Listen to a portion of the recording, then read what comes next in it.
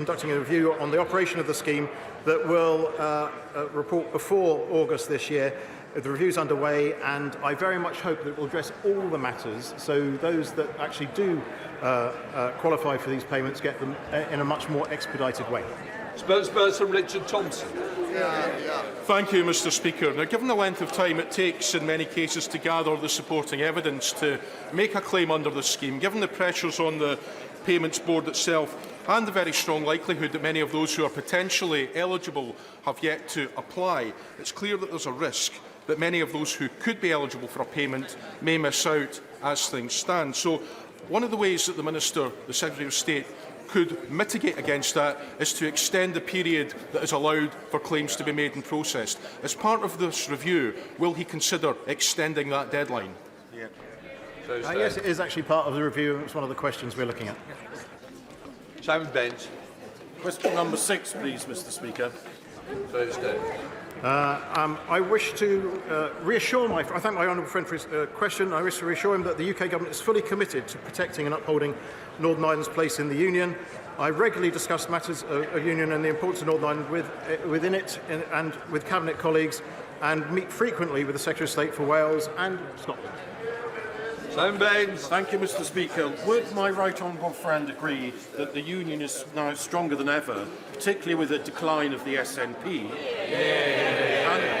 and that its vital importance can be seen not only in Northern Ireland, but also in border constituencies like mine of Fluid South, particularly in shared services across the border with neighbouring North Shropshire, such as the Gabowen to Wrexham line, the A5A483 and the Chirk St Martin's GP partnership. Thank you, Mr Speaker. As you can see, all politics is local, and I congratulate my honourable friend in the success of shared cross-border services in his constituency, and he's absolutely right. I know he's a great champion of connectivity across the United Kingdom, and I'm sure his constituents appreciate his efforts on these matters. Sammy Wilson.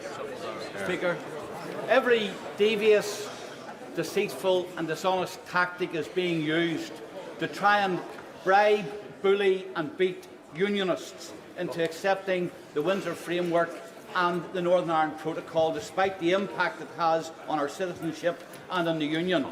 It seems that the latest recruit is the chairman of the Northern Ireland Affairs Committee, who only this week has told BBC that unions should get back into Stormont because constitutional issues are the responsibility of the EU, and that the Irish government in any settlement would have a say in the future of Northern Ireland. Can the Secretary of State confirm that this Conservative Unionist government has not handed constitutional control of Northern Ireland to the EU, and that the chairman of the Northern Ireland Affairs Committee has either become an overzealous advocate of the scare tactics or is talking through his hat? See, you're as brief as ever, Secretary of State.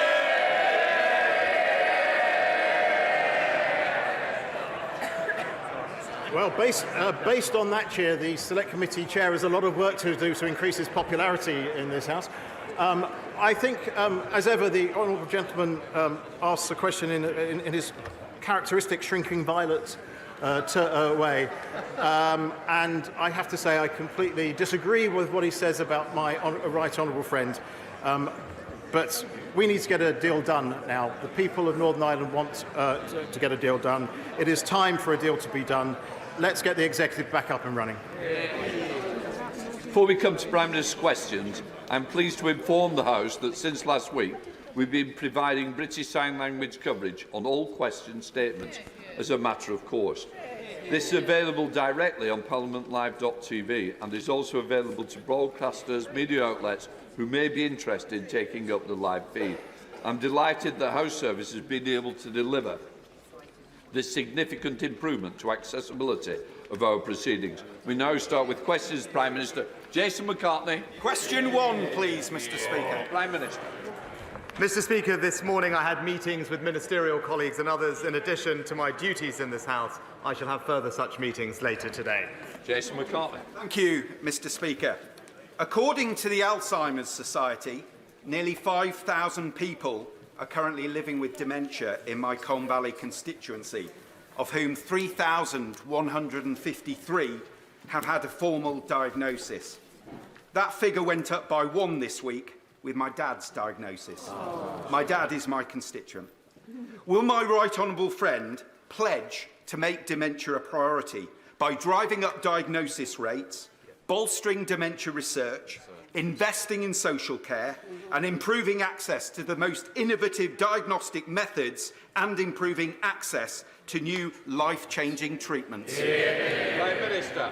Well, can I send my warmest wishes to my honourable friend and his father and family, and I recognise that a dementia diagnosis can bring worry, both for the person who is diagnosed, but also their wider family. And my honourable friend is absolutely right about the timely diagnosis of dementia. It's vital to make sure that those affected can access the care and support they need.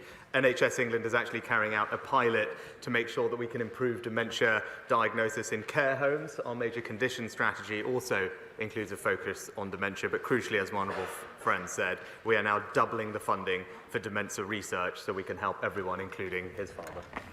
We now come to the Leader of the Opposition, Keir Starmer.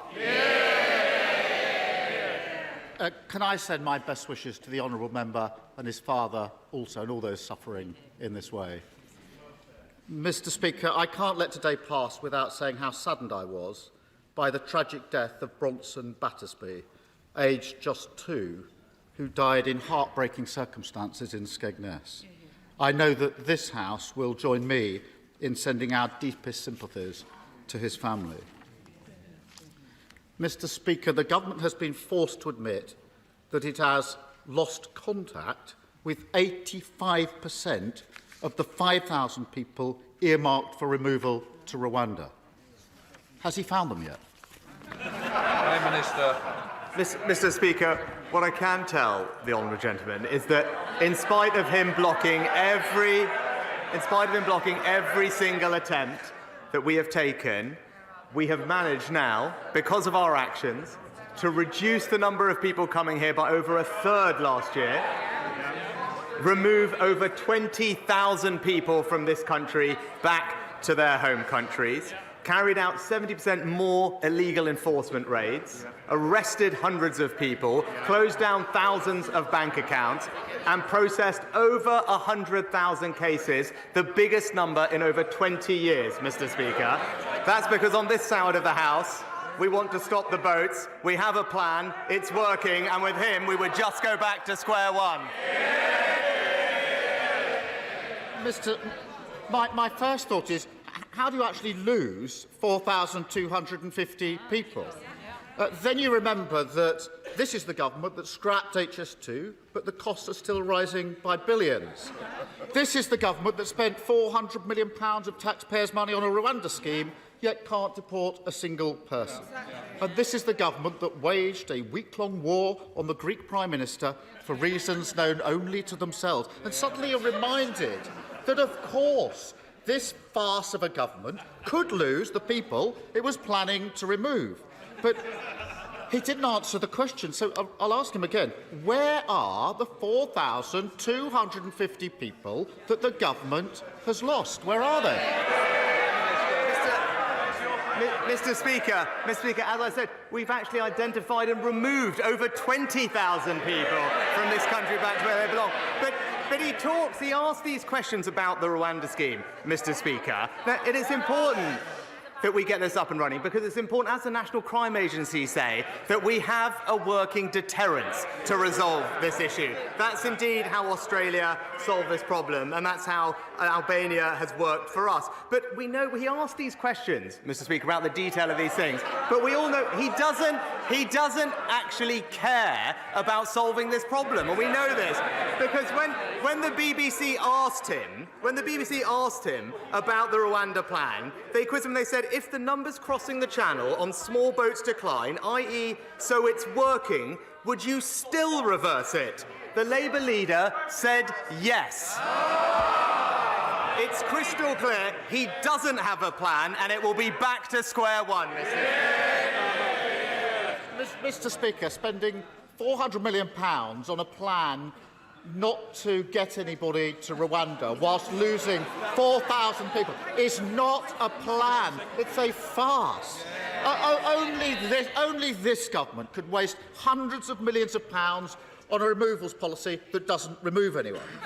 Only this government could claim that it's going to get flights off the ground only to discover they couldn't find a plane. Only this government could sign a removal deal with Rwanda only to end up taking people from Rwanda to here. But he still hasn't answered the question. So I'll try again. What progress has he made in locating the 4,250 people his government has apparently lost? He's dodged it 3 times. Where are they?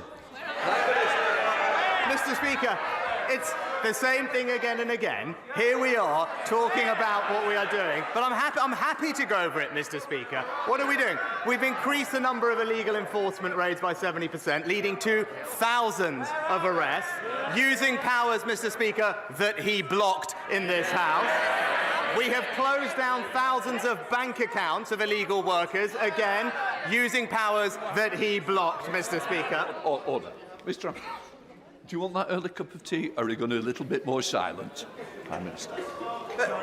And, Mr. Speaker, as I said, we have worked through a record number of cases and returned a record number of people back to where they've come. All of that is a plan that is working, and we can see that it's working because the numbers of people coming to this country are down by over a third, Mr. Speaker. But again, it is a bit rich to hear him in here pretending that he cares about how we actually stop the boats when he's been crystal clear. He's been crystal clear and said that even if the plan is working to reduce the numbers, he would still scrap it, Mr. Speaker. It's because he has no values, no conviction and no plan, and it's back to square one.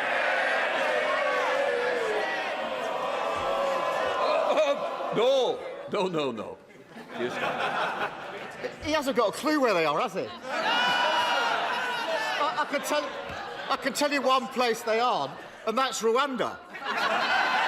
Because the only people who sent to Rwanda is cabinet ministers. And for all the word, the ridiculous thing is, we know the Prime Minister himself doesn't even believe in this Rwanda gimmick. He had to be talked out of scrapping the whole thing. He didn't want to fund it. He didn't think it would work. When he sees his party tearing itself apart, hundreds of bald men scrapping over a single broken comb, doesn't he wish he'd had the courage to stick to his guns? Well, Mr. Speaker, now, I have absolute conviction that the plan we've put in place will work. Absolute conviction, because I believe it's important that we grip this problem. Now, he spends a lot of his time in this House talking about his time as a lawyer, Mr. Speaker, and I would urge him to listen to them, because Lord Wolfson has said that our bill severely limits the... 4 eminent KCs have said that it is undoubtedly the most robust piece of immigration legislation this Parliament has seen, and Mr. Speaker, a former Supreme Court... I want to hear what the Prime Minister's got to say, because it matters to my constituents, those who feel it doesn't matter to those. Please leave, Prime Minister. As I said, Mr. Speaker, 4 eminent KCs said this is undoubtedly the most robust legislation passed, and a former Supreme Court Justice has been clear that the bill would work. But I know, Mr. Speaker, he's always been more interested in what lefty lawyers have to say, Mr. Speaker. I've even got here the textbook that he authored for them. And it's called, and I quote, European Human Rights Law by Keir Starmer. So... Prime Minister! Prime Minister, when I stand up, please sit down. Can I just say, we don't use props in this House, and I will certainly ensure that if you do need reminding, I certainly will. Keir Starmer. It's such utterly pathetic nonsense. He's been brutally exposed by his own MPs yet again. He's got one party chair who says she hopes the Lords will rip his Rwanda deal to pieces. He's got 2 more who had to quit because they don't think it'll work. All of them appointed by him, all now in open revolt against his policy, each other, and reality. Is there any wonder they all think this gimmick is doomed to failure when the Prime Minister himself doesn't believe in it? Mr. Speaker, it is rich to hear from the honourable gentleman about belief in something, because it will be news to him. It is actually the case that you can believe in something and stick to that position on this side of the House.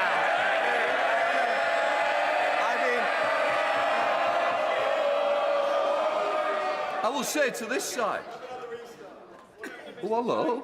Somebody's jumping in from over. Can I just say it's very important. It's an important day. People want to know what's going on. So I want my constituents, just like yours, to hear what the Prime Minister's got to say. Prime Minister.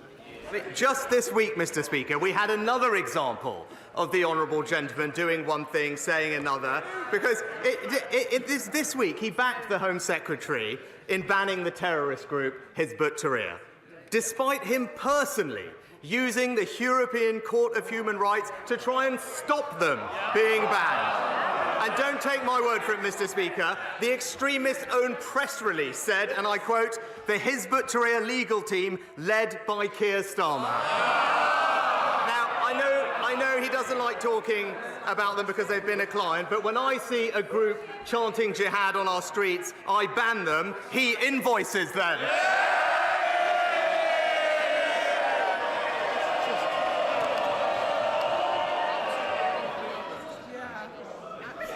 Because there's 8 questions that I think some of you may want.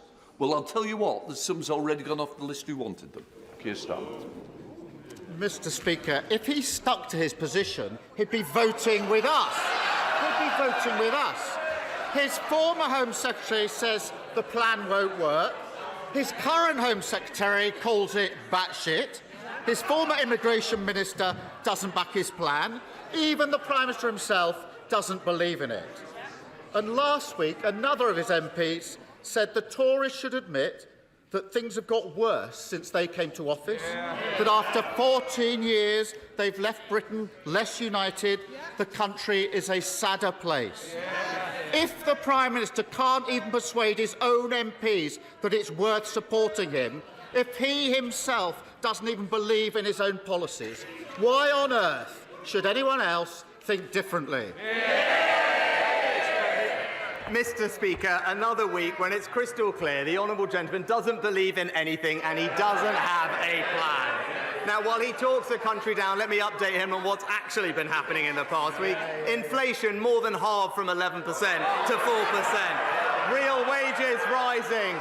Real wages rising for the 5th month in a row. Last week, rates started falling and millions of people benefited from a tax cut worth £450. So while he takes us back to square one with a £28 billion tax grab, let's stick with a plan that's delivering a brighter future for Britain. Mr. Speaker, it's against the law to silence victims of crime, but that's exactly what the Post Office did through the use of non-disclosure agreements. And this is just the most recent case of NDAs covering up mismanagement, misconduct and even crimes at work. Will my right honourable friend, the Prime Minister, consider banning their use in all severance agreements once and for all? Minister. My right honourable friend is right to raise an important point, and the ability to speak out about things is key to unlocking justice. And while NDAs can have a place, my honourable friend is right to say that they shouldn't be used to stop victims of crime, in particular getting the justice that they deserve. I can tell her that the Ministry of Justice are carefully considering how to best address this issue, including legislation, and I know that my right honourable friend, the Justice Secretary, will keep the House updated on further progress. Leader of the SNP, Stephen Flynn. Mr. Speaker, when people woke up today in homes that they can't afford to heat, with mortgages that they're struggling to pay, to news that inflation is once again on the rise, they'll have looked to Westminster for answers. And instead they find a UK government which is tearing itself apart over how quickly it can send vulnerable people on a plane to Rwanda. Surely the Prime Minister must understand that the anger that some of his own backbenchers have towards him is no comparison to the anger that the public have towards his party? Prime Minister.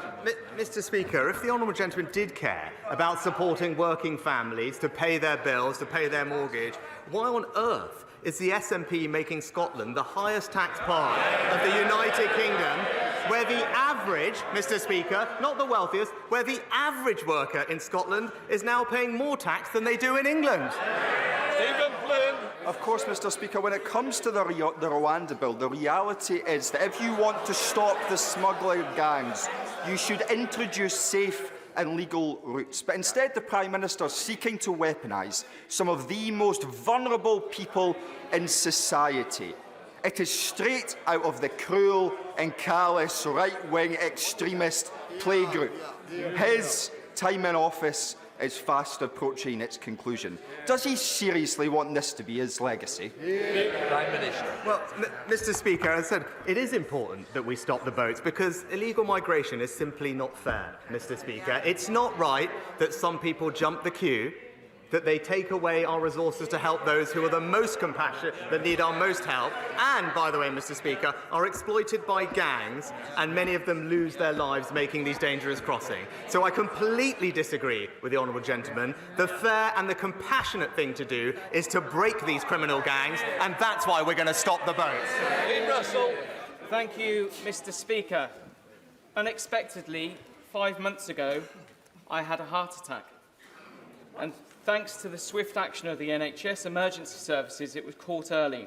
So one stent operation later, I was on a swift path to rehabilitation and recovery and stand here today, fighting fit and a bit lighter too. So along with encouraging everyone to visit the British Heart Foundation website to understand the early warning signs and get fantastic resources to help them, would the Prime Minister also join me in personally thanking everyone who helped to save my life and help me recover, including the East of England Ambulance Service, the teams at Watford General and Harefield Hospital, the cardiac rehabilitation teams, and everyone who supported me, especially my family and my team, some of whom are in the gallery today, who helped ensure that I continue to deliver for the great people of Watford. I thank my honourable friend for sharing his story, and I know the whole House will be delighted to hear that he's made a swift recovery. We all wish him good health for the future as he resumes his excellent campaigning on behalf of his constituents in Watford. And I also join him in thanking our fantastic NHS staff for the life-saving work that they do up and down the country. We're backing them with record resources, from our doctors to our ambulance service. We are all in this House truly grateful for what they do. Caroline Lucas. Thank you very much, Mr. Speaker. Until the UK government calls for an immediate ceasefire, it is complicit in the horrors in Gaza. Not my words, but those of the head of Oxfam, who, like every single agency trying to operate on the ground, is clear that aid can't be effectively delivered while fighting continues. More UK aid is, of course, welcome, but even when it does get through, it can result in what one Palestinian aid worker calls bombing us on full stomachs. 24,000 people have already been killed. So can he tell us what will it take for him to back a permanent bilateral ceasefire? Mr. Speaker, of course, we want to see a peaceful resolution to this conflict as soon as possible. A sustainable, permanent ceasefire with an end to the destruction, fighting and loss of life, release of hostages and no resumption of hostilities would, of course, be the best way forward. But in order to achieve that, a number of things need to happen. Hamas would have to agree to release all the hostages. Hamas would no longer have to be in charge of Gaza, and the threat of more rocket attacks from Hamas into Israel would have to end. And the Palestinian Authority, boosted with assistance, would need to return to Gaza in order to provide governance and aid. That is the sustainable ceasefire that we will work very hard to bring about. Nick Fletcher. Thank you, Mr. Speaker. Mr. Speaker, today I was unsure whether to raise a national issue, such as the desperate need for a Minister for Men, or a local issue, such as Doncaster's need for a new hospital or Edlington for a new leisure centre. But I thought the best thing I could do is ask the Prime Minister to come and have a tour of Doncaster. And while I'm showing him around my hometown, I can press the need for a Minister for Men, I can show him the site for a new hospital, and I can introduce him to the people of Edlington so he can discuss their new leisure centre. So will the Prime Minister accept my invitation? Well, thanks to my honourable friend's fantastic campaigning on behalf of his constituents. Doncaster City Council has received, I think, more than £80 million in levelling up funding to support its regeneration products. And most recently, Doncaster has been awarded £20 million in our long-term plan for towns over the next 10 years, which I know he is working very hard to make sure is prioritised for local people. I would be delighted to discuss those projects and his other ideas when I come and visit him as soon as my diary allows. Julie Elliott. Thank you, Mr. Speaker. 71% of requests for funding from the Community Ownership Fund aimed at saving libraries, pubs and village halls have been rejected since 2021. It pits communities against each other and does nothing to address the underlying causes that have led to the loss of these much-loved assets. When will the government offer more than a simple sticking plaster for our towns, high streets and communities? Prime Minister. Well, Mr. Speaker, I set up the Community Ownership Fund when I was Chancellor, and it is doing fantastic work, funding hundreds of projects across the country, including, I believe, one in the Honourable Lady's own constituency, the Back on the Map scheme. It is there to support local communities to take over assets, whether it's pubs, village halls or other community assets, and it's doing a fantastic job. It's right that there's a competitive process because we want to make sure that that money is deployed in the areas where it can make the most difference. Greg Smith. Thank you, Mr. Speaker. Overcrowding on Chiltern railways has become a daily misery for commuters from stations like Haddenham and Tame Parkway and Princes Risborough in my constituency, the root cause of which is an ageing fleet constantly breaking down and shorter trains having to be run. There are proposals on the table for both short-term additional capacity and long-term fleet renewal. So will my right honourable friend, the Prime Minister, instruct the Department for Transport to fast-track those proposals so we can end overcrowding on Chiltern? Prime Minister. And I agree with my honourable friend that the performance on Chiltern hasn't been good enough in recent times. I know that Chiltern have recently begun engagement with the rolling stock leasing market, which will help reduce overcrowding, but also together with DFT, they're looking at providing additional capacity at peak times. So I know my honourable friend, the Rail Minister, will ensure that these plans continue to progress and keep my honourable friend updated. Patrick Reddy. Thank you, Mr. Speaker. What exactly is it about the prospect of deportation to Rwanda that makes the government think it will be such a deterrent to asylum seekers? Does it think that life in Rwanda is somehow less comfortable, less secure, less safe than it is here in the United Kingdom? What does the government think is wrong with Rwanda that means asylum seekers won't want to live there? Speaker, it's nothing there's anything wrong with it, it's just that it's not the United Kingdom, Mr. Speaker. And I have to point out to the honourable gentleman that deterrence works. We know that it works because our scheme with Albania has ensured a 90% reduction in arrivals from that country. To Therese Coffey. Mr. Speaker, I know my right honourable friend the Prime Minister is committed to energy security and the development of renewables, as am I, and that's why Sizewell C started a DCO this week. However, there are plenty of other developments which are happening on greenfield sites where CPOs are planned to be used by National Grid to plough up farming fields used for food but also tree production as well, when there are brownfield sites already available connected to the network. National Grid is refusing to publish its study of Bradwell and why they deem it would not be suitable for this connection of offshore wind farms and interconnectors. Will he meet with me to discuss this and other East Anglian MPs and also to use the powers of his office to get that study published?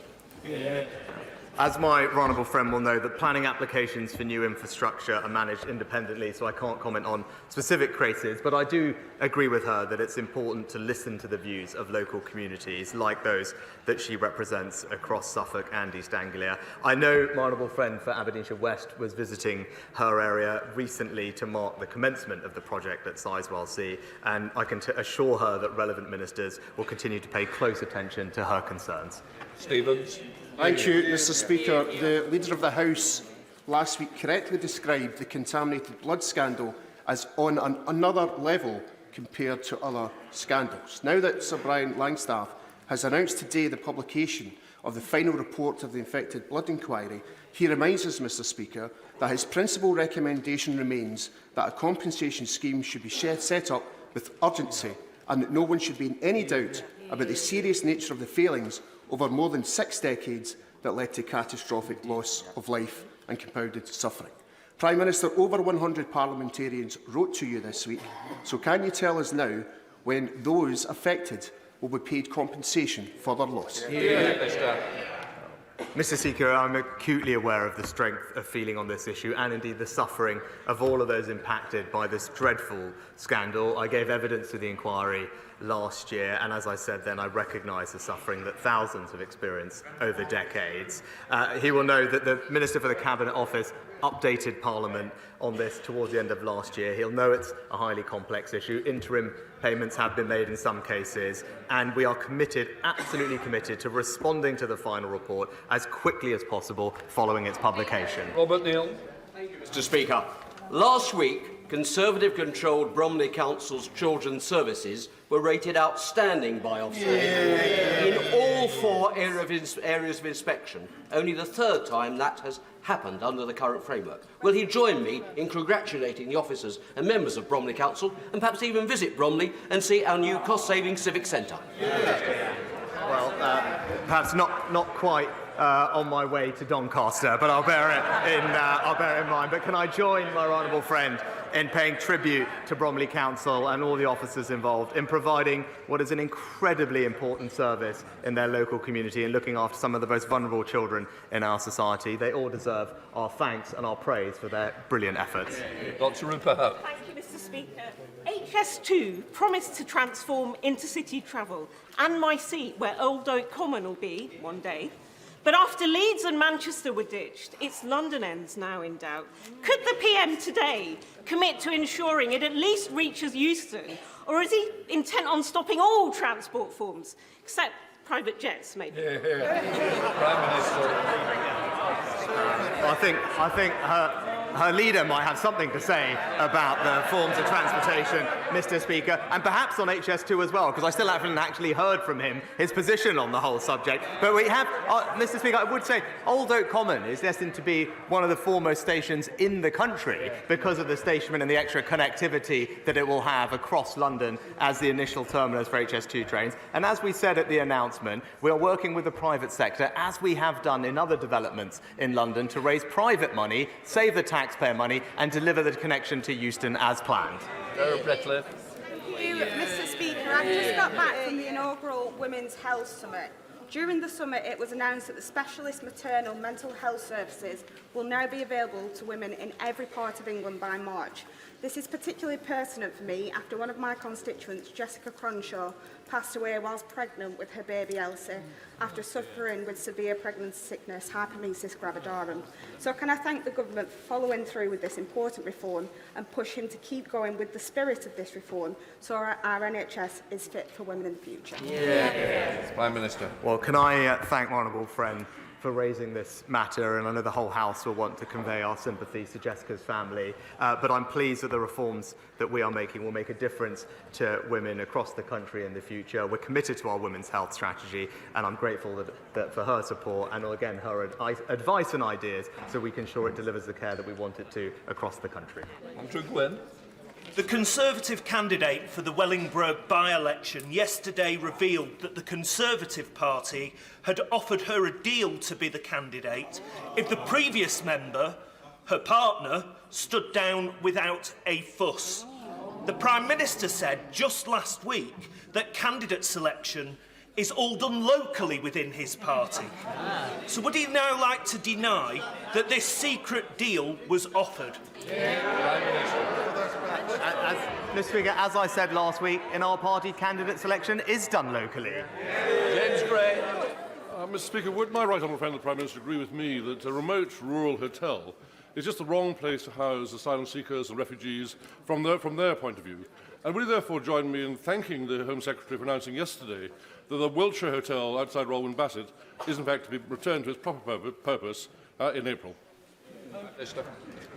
Well, I thank my honourable friend for the question. He's absolutely right. the use of hotels is unfair, and also it's unfair on local communities and also costs taxpayers £8 million a day. And that's why our plans to reduce the number of people coming has meant that we could close the first 50 hotels across the country, with more to follow. And I thank the Home Secretary and his team for their efforts. But fundamentally, the only way to resolve this once and for all is to implement our Rwanda scheme so we can have a working deterrent, and that's how we will stop the boats. Charlotte Nichols. Thank you, Mr. Speaker. I've been contacted by desperate constituents who have rung every single pharmacy within a 50-mile radius of Warrington and still haven't been able to access their medication for ADHD. This has been going on for months and isn't just a Warrington issue. Pharmacists are calling it the worst shortage ever seen, with only 11% of people able to access their full dose this month. And ADHD UK have called the government's response pathetic. They're right, aren't they? Yeah. So I'm very sorry to hear about the situation in the Honourable Lady's constituency, but the Health Secretary obviously heard what she said and is in touch with the relevant drug bodies to make sure we can have the provision of ADHD medicine to all of those who need it. Tom Hunt. For around a decade, over 200 of my constituents in the Mill complex in Ipswich have been caught in the cruellest form of limbo. There's deep structural problems with the building and cladding problems. A few years ago, they got about £15 million out of court settlement to make a contribution towards the cladding cost. The freeholder, NAMA, the Irish financial entity set up after the Irish banking crisis, ran away with that money, putting my residents and my constituents back in square one with little to no hope. Will the Prime Minister talk to the Irish tea shop to raise this immoral case and also meet with me to discuss a way forward for my constituents, who I meet with every week? Prime Minister. Well, I'm very sorry to hear about my honourable friend's case, but I'll ensure that the government looks into the details and gets back to him in shortest order about how we can support him and his constituents. Martin Doherty's first question. Number 10, Mr. Speaker. Mr. Speaker, I have repeatedly expressed my commitment to joint working with the First Minister of Scotland to deliver for the people across the country. Martin Doherty. I'm grateful for that answer, Mr. Speaker. While there's rightfully been much attention paid to the Post Office Horizon scandal, there is another shocking example of government and private sector collusion that began under the last Labour administration and continued under the Tories.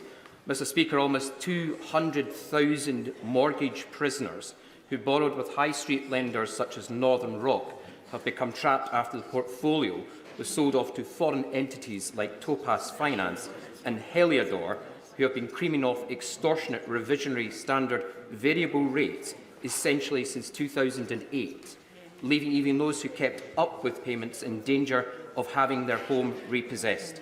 200,000 aspirant homeowners have had their dream taken away from. So can the Prime Minister, instead of playing catch-up with like he is doing with the Post Office scandal, meet with me and campaigners to discuss what more can be done for mortgage prisoners? Mr. Speaker, I am familiar with the situation for mortgage prisoners, and something I worked on as Chancellor, and I know the Treasury and the current Chancellor have been engaging with campaign groups and others to find ways to resolve it. It's not an easy situation to fix overnight, but there are things that are being looked at as we speak.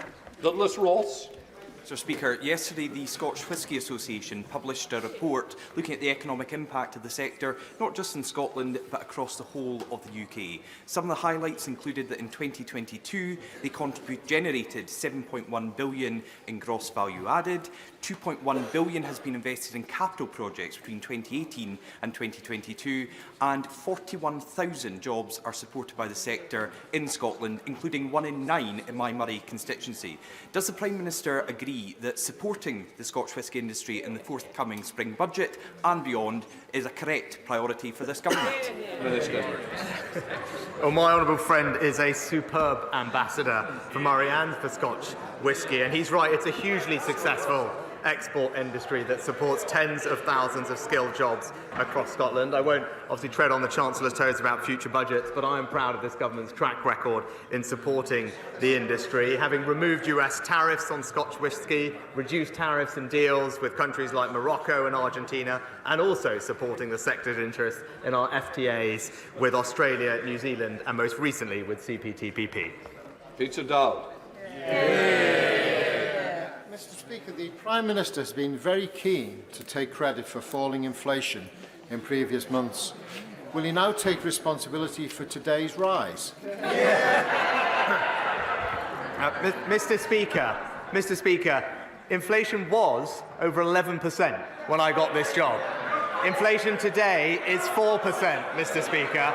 In common with the US, France, Germany, all countries have seen a mild tick-up in December. All countries have. But the crucial thing is that inflation has been more than halved, delivered ahead of schedule, and that is having an enormous benefit to families up and down the country. Benefit that would be reversed by his party's plan to saddle them with £28 billion of tax rises.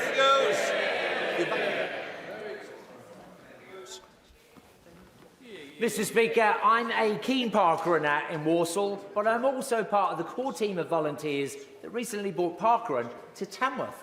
So in the 20th anniversary year of Parkrun, will the Prime Minister join me in encouraging other towns that don't yet have a parkrun to get one? Prime Minister. Well, it's great to hear that my honourable friend is an avid park runner, and I thank him for actually volunteering so that the people of Tamworth can enjoy one too. I completely agree with him.